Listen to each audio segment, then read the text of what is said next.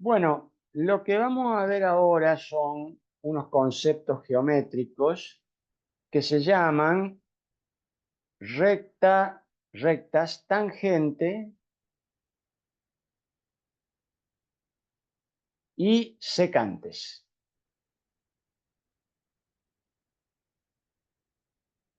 Estos son unos conceptos geométricos previos al capítulo que sigue, que sería ya la derivada. Supongamos que tenemos una función cualquiera y le vamos a poner una condición, pongámosle así, sea f de x continua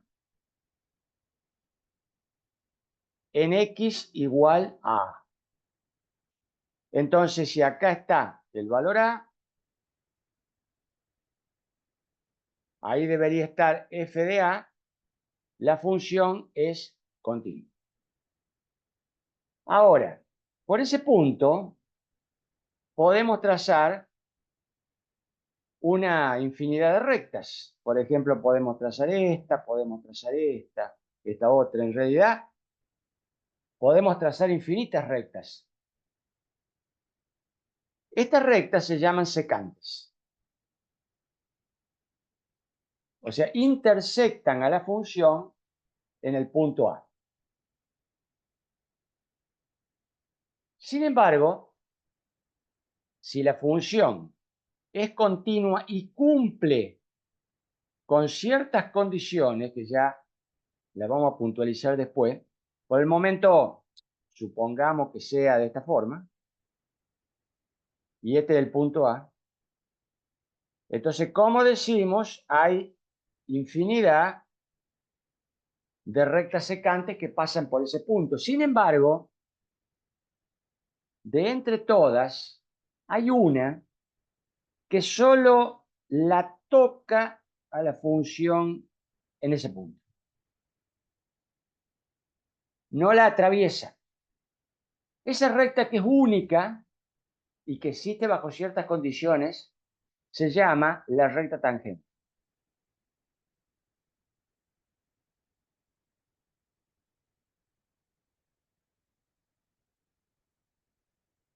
Fíjense en que el que sea secante o que sea tangente es una condición de punto, no es una condición completa, es decir, si una recta es tangente siempre, o si es secante, secante siempre. Una recta puede ser secante en un punto y tangente en otro. Por ejemplo, la función podría hacer una cosa como esta.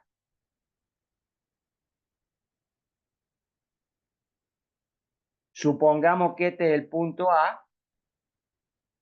Fíjense en que la recta podría pasar acá siendo tangente, pero si se continúa, ahí va a ser secante, mientras que acá es tangente. ¿Eh? O sea que la secancia y la tangencia es una condición de punto. Podríamos decir así. Si la recta es tangente, cuando pasa tocando el punto, deja a la función del mismo lado. O la deja de arriba o la deja de abajo. Mientras que si la recta es secante, es distinto. Una parte de la recta está, por ejemplo, por arriba de la función y la otra parte está por abajo.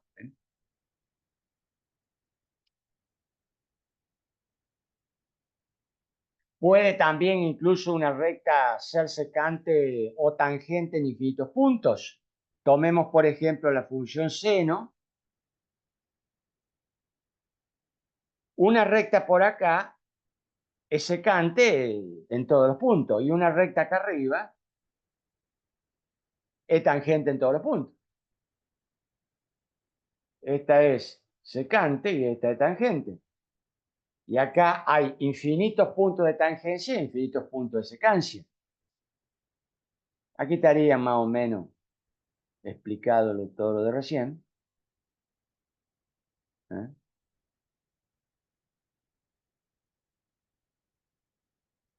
Bien.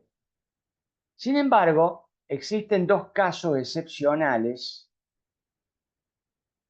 Un caso es el llamado de punto abrupto. Un punto abrupto, a ver, pueden llamarlo también punto de ángulo, punto anguloso, como quieran. Un punto abrupto es algo como esto. Por ejemplo, miren ahí, y la función sale para allá con otro ángulo. Eso evidentemente que no se va a poder escribir en una sola expresión analítica. Pero bueno, está bien, sigue siendo una función. También podría hacer, por ejemplo, llegar acá, llegar con eso y, por ejemplo, salir con una curvatura diferente, ¿ven? Ahí tendríamos, bueno, habría que hacerlo un poco menos exagerado. eh, a ver, lo voy a hacer con otra curvatura, por ejemplo, así, ¿ven? Ahí tendríamos otro punto abrupto, ¿ven? Bueno, evidentemente que esos puntos no tienen una tangente, porque si nosotros nos atenemos a lo que dijimos que la podemos considerar tangente, cuando la función toca el punto pero deja toda la gráfica del mismo lado, y bueno, desde ese punto de vista, esta recta es una recta tangente. Sí, pero también esta otra lo es, si sigue cumpliendo con la misma condición. Y esta otra también lo es. Y aquí pasa exactamente lo mismo. ¿Eh? Es decir, que estos puntos de ángulo, no tienen tangente. Sí pueden tener lo que vamos a llamar una tangente lateral, que tendría el mismo concepto de los límites laterales. Es decir, yo puedo tener esta función acá, que sale después con este ángulo, y fíjense, yo podría suponer acá una recta, y esa recta sería tangente a esta función en este punto. Cada uno dice, bueno, pero también la puedo escribir así, la puedo dibujar así y seguiría siendo tangente. Sí, pero la puedo, o sea, si la construyo directamente sobre el punto, pero la puedo construir por aproximación. Por ejemplo, puedo hacer esto.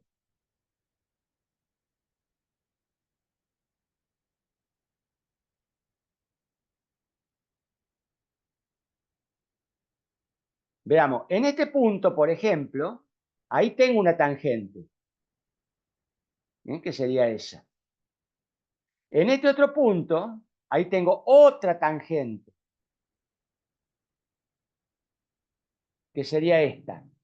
En este punto, tengo otra tangente, que sería esa. Y si me fijo, a medida que me voy acercando al ángulo, la pendiente de la recta tangente se va estabilizando alrededor de un cierto valor, o sea, tiende a un cierto límite. Entonces puedo considerar a esa recta, que después ya la vamos a ver bien cómo se calcula, puedo considerar esa recta como el límite de estas tangentes y la podría considerar como la tangente lateral. Lo mismo puedo hacer del otro lado. Es decir, puedo tender a un cierto valor límite. Esos serían tangentes laterales. Bueno, eso lo puedo hacer con este tipo de funciones, pero no puedo tomar una sola, es decir, siempre tendría una tangente lateral por acá y otra distinta por acá. ¿Eh? El otro punto que tampoco tiene tangente es llamado punto de inflexión, que ya lo conocemos.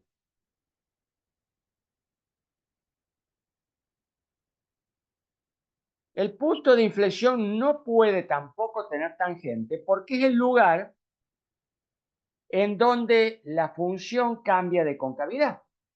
La función, por ejemplo, viene convexa así, pasa por el punto de inflexión y sigue cóncava. Ahí tendríamos el punto de inflexión. Fíjense que no hay ninguna forma de trazar una recta por ese punto que no corte a la función, la intersecta, le hace secancia. Sin embargo, el punto de inflexión tiene una particularidad que no tiene el punto abrupto.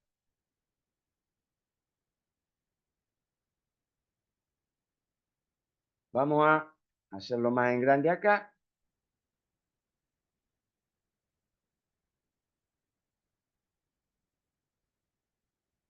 Supongamos que el punto de inflexión está ahí. Ahora bien, al igual que con el punto abrupto, yo puedo ir acercándome con distintas tangentes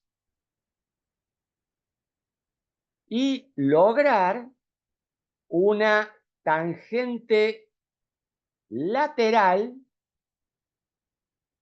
en el punto. Esa tangente lateral tendría una pendiente que viene a ser el límite de estas pendientes que vienen acá. Fíjense que a medida que me voy acercando, siempre que tenga puntos a la derecha, voy a poder trazar una tangente. ¿Cómo la trazo? Dijimos, eso lo vamos a ver después. Pero puedo trazar la tangente.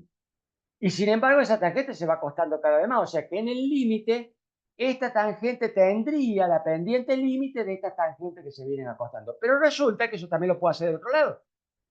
Es decir, puedo trazar una tangente acá y ir acercándome de forma tal que en este punto tenga una pendiente límite de esta que se viene acostando. El punto de inflexión es tal que en el límite ambas tangentes laterales son la misma. Esa es una particularidad del punto de inflexión que no tiene el punto abrupto. Entonces, esas tangentes laterales, que son las mismas, venga de un lado o venga de otro, la vamos a adoptar como la tangente del punto de inflexión. No es una tangente, es una secante. Pero para no dejar huérfano el punto de inflexión, así como quedaron los puntos abruptos, porque esos después son importantes en el análisis, vamos a adoptar a esas dos tangentes laterales iguales como la tangente del punto de inflexión. Lo que puede ocurrir son dos casos. Los puntos de inflexión pueden ser tales que la tangente del punto de inflexión sea tal que la función cuando cambia de curvatura se pone la tangente en forma horizontal. Entonces este es un punto de inflexión a tangente horizontal, que ya lo habíamos hablado. O bien puede ocurrir que pase un caso como esto, entonces como el de arriba, entonces ahí la tangente ya es inclinada, entonces es el llamado punto de inflexión a tangente inclinada. ¿Eh? Son los dos casos. Y también puede estar un caso más extremo, que el punto de inflexión a tangente vertical. Hay funciones, por ejemplo, que la inflexión la hacen de esta manera. Por ejemplo, la función y igual raíz cúbica de x tiene ese aspecto. Y ahí evidentemente tiene un punto de inflexión. Acá, el eje de las variables dependientes constituye el punto de tangente, o sea, la tangente, este sería el punto de inflexión, a tangente vertical. ¿Eh? Bueno, ahí estarían